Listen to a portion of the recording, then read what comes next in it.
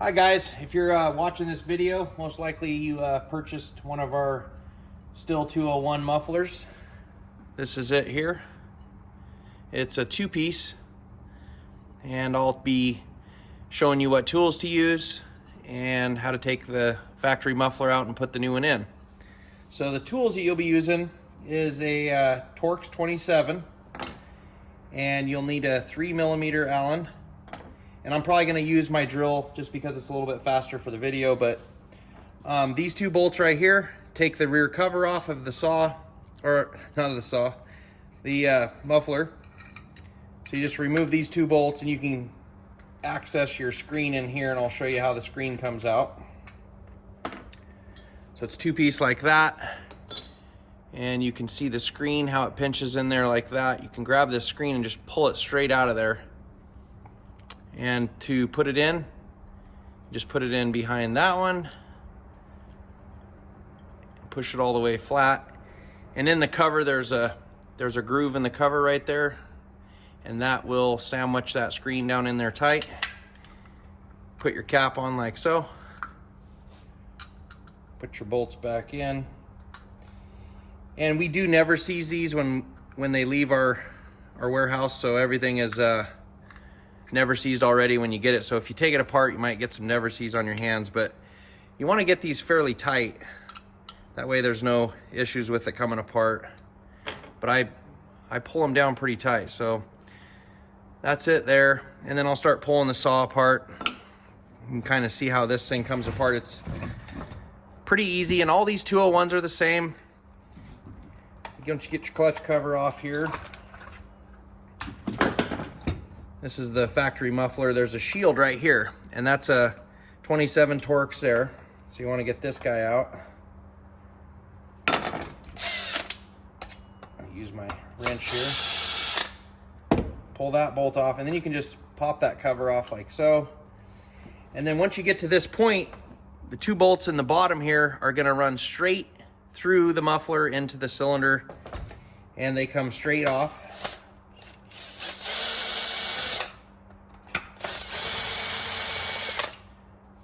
So I like to leave the saw kind of in this orientation because I can just pull the muffler straight up. And sometimes, you know, the bolts will stick past and they kind of get around the cylinder and want to keep you from pulling the muffler straight out. But most of the time, if you kind of just shake it like that, you can get the bolts to come straight out.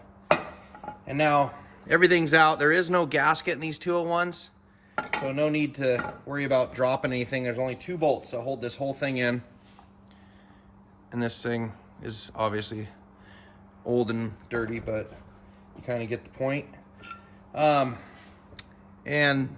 on the new muffler, you got two countersunk holes where your cylinder bolts go into.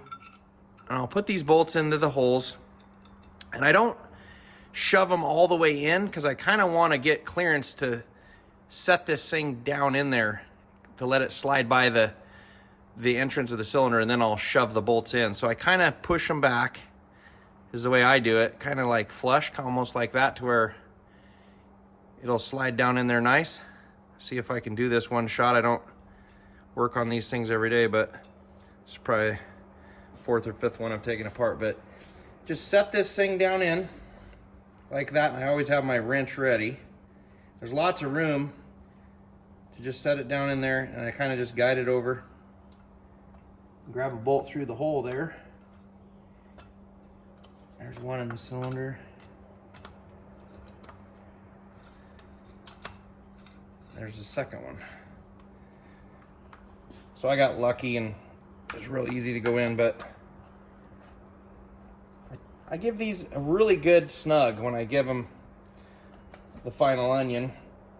There you go. I'd say it's probably 15 pounds of pressure, something like that. I don't try to break the bolts off, but I do get them pretty tight. So once that's in, your muffler's in there, everything's clearing, you put your plate back on. This little guy here.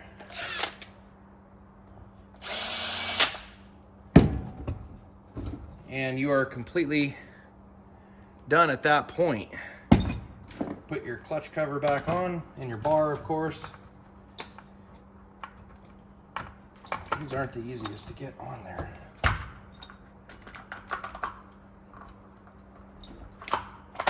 There we go. So obviously this one's been broke, but you can see you got lots of clearance there.